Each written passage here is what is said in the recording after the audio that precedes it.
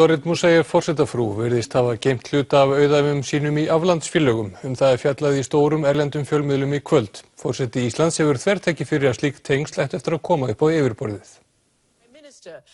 Í ljósi þeirrar heimsathygli sem umsvif íslenskra stjórnmálamanna í skattaskjólum hafa vakið var Ólafur Ragnar spurður í viðtali á CNN fyrir mánaðamót hvort hann eða Dorrit ættu einhverja aflandsreikninga eða hvort eitthvað ætti eftir að finnast í Panamaskjólunum hann eða hans fjölskyldu. Forsetinn svaraði afdráttarlaust. No. That's not going to be the case. Nokkrum dögum síðar var greint frá því fjölmiðlum að fyrirtæki fjölskyldu Dorritar í Bretlandi, Moussaieff Jewelers, hefði tengst tortólafélaginu Laska Finance. Ólafur hefur lítið viljað tjá sig málið en segist ekkert hafa vitað þetta.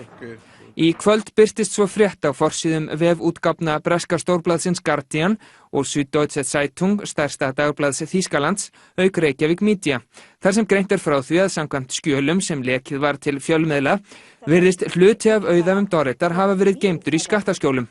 Fréttirnar eru byggðar á Panamaskjölunum og gögnum úr fyrri leka frá dótturbanka breska HSBC bankans í Sviss. Í frétt Süddeutsche segir: skjölin úr svissneska lekanum og Panamaskjölunum gefa skýra mynd. Fjölskylda forsetafrúarinnar og hún sjálf líka hefur notfært sér aflandsfyrirtæki og bankareikninga í stórum stíl. Dorrit Moussaieff er dóttir velmegandi demantasala frá Ísrael. Nafn hennar tengist í það minnsta 5 HSBC reikningum í Sviss og 2 fyrirtækjum í skattaskjólum. Í frétt Guardian kemur fram að Dorrit hafi ásamt 2 öðrum í fjölskyldu hennar átt tortólafélagið Jaywick Properties. Hún hafi einnig átt að njóta góðs af eignum úr sjóðnum Moussaieff Sharon Trust. Þá hafi hún átt að erfa frekari eignir úr aflandsauði fjölskyldunar. Upplýsingarnir eru frá árunum 2005 til 2007 og kunna því að vera úreltar. Lögmenn Dorritar sem Guardian setti sig í samband við neituðu hins vegar að tjá sig hvort Dorrit tengdist enn tortólafélaginu eða sjóðnum eða einhverjum öðrum eignum fjölskyldunar í skattaskjólum. Þeir sögðu að viðskipti hennar væru alltaf lögleg og þau væru einkamál.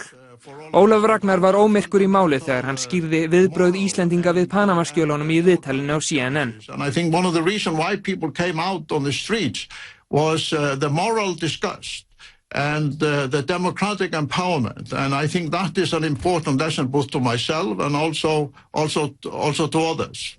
Fréttastofa óskaði í kvöld eftir viðtali við Ólaf og Dorrit en fékk ekki. Aftur á móti barst skrifleg yfirlýsing frá forsetanum þar sem hann vísar í svar sitt til blaðamanns Guardian fyrr í dag. Þar komi fram að Ólafur hafi aldrei heyrt þau atriði sem nefndur í frétt Guardian, né hafi hann nú eða nokkru sinni haft vitneskju fjárhagstengsl konu sinnar við foreldra sína eða aðra í fjölskyldunni, né áform foreldra hennar að þeim látnum. Hann viti því ekkert málið. Jafnframt hafi hann áréttað við Guardian að hann hafi ávallt verið mjög gagnrýninn á aflandsfélög og skattaskjól og í áratugi talað fyrir réttlátu og sanngjörnu skattkerfi.